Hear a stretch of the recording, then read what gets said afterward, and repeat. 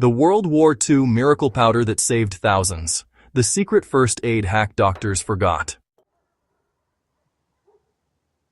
There's a reason old combat medics from World War II still talk about a tiny tin can of powder like it was gold. Because when everything fell apart, when bandages ran out, supplies disappeared, and the enemy kept pushing, this simple field first aid powder stepped up as one of the quiet heroes of the war. And here's the twist. It wasn't fancy, it wasn't high-tech, and most civilians today have never even heard of it. But on the front lines, it became a lifesaver, literally, earning a reputation as the pocket-sized medic that stopped wounds from turning fatal. Welcome back to Wisdom from the Frontlines, where we uncover the battlefield lessons that still matter today. And trust me, this one hits hard, because what soldiers carried in those tins didn't just treat injuries. It kept entire units moving when everything else was stacked against them. Now let's dive straight into the magic of this forgotten powder.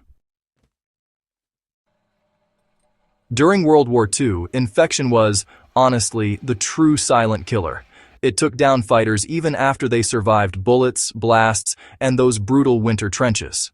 Medics knew that a small cut, if ignored, could, turn septic in just a matter of days. But the chaos of war didn't care about medical supply chains. Bandages got soaked, kits got lost, wounds reopened.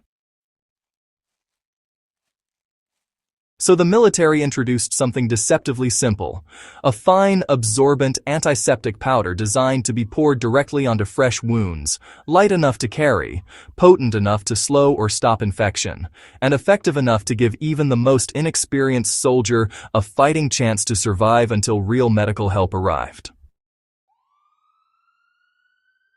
That powder became a frontline legend.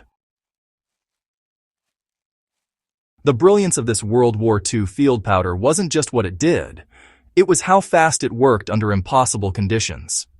The formula usually included ingredients like sulfa drugs or drying agents that clung to a wound, absorbed moisture, and created a hostile environment for bacteria. No water needed, no tools required. Just open the tin and shake. On the battlefield, seconds mattered. And this powder delivered. It dried the wound fast, it reduced bleeding, it slowed the spread of bacteria long enough for medics to evacuate the injured. Sometimes, it saved lives on the spot. Veterans said it felt like carrying a portable clinic in your pocket. Soldiers trusted it so much they used it instinctively. Got hit by shrapnel? Powder. Scraped your leg on barbed wire? Powder. A medic trying to patch up someone under fire? Powder. Fast, heavy, and without hesitation. It became a universal reflex. Long before modern antibiotics were widely available on the battlefield, sulfa-based powders were the first major leap in infection control. When sprinkled onto open wounds, sulfa compounds interfered with bacterial growth. That bought time. Precious, life-saving time. And in war, time was survival. Field hospitals from Europe to the Pacific reported drastic drops in fatal wound infections once the powder became standard issue. For thousands of soldiers, it meant the difference between going home someday or never leaving the battlefield. It wasn't perfect, it wasn't modern, but for its era, it was revolutionary. In the trenches and forests and ruined towns of World War II, soldiers didn't have the luxury of waiting for help. They were their own first responders. That powder gave them confidence and control. It worked even when water was frozen. It worked when bandages ran low. It worked when medics couldn't reach them. It worked when infection was ready to take hold. If they were miles from backup, powder. Pinned down under fire, powder. Trying to stop bleeding in the dark, powder. It was simple, fast, reliable, exactly what war demanded. Accounts from medics tell it best. One medic described using the powder on a soldier hit by flying shrapnel. The wound was dirty and bleeding heavily. There was just no time to wash it out, no clean water even available. He dumped the powder in, wrapped it, and carried the man through smoke and chaos. The soldier lived, not because of a hospital, not because of fancy equipment, but because a few grams of powder stopped infection long enough for survival. Multiply that by tens of thousands of soldiers. That's how important this tiny invention became. Here's the wild part. Old World War II medics weren't wrong.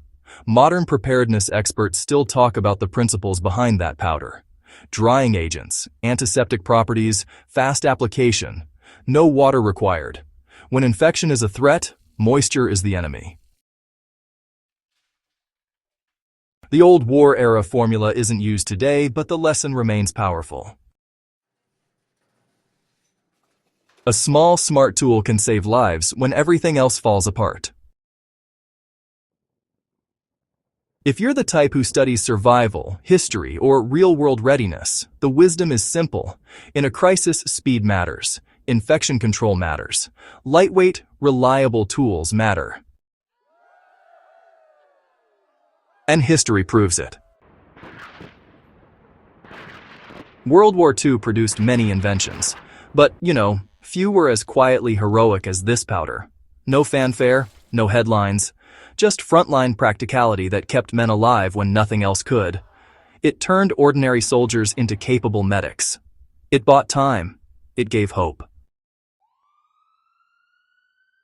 And even though most people today don't know its name, its impact echoes through modern battlefield medicine, emergency trauma care, and military protocols. Sometimes it's the small, unglamorous tools that change the course of history.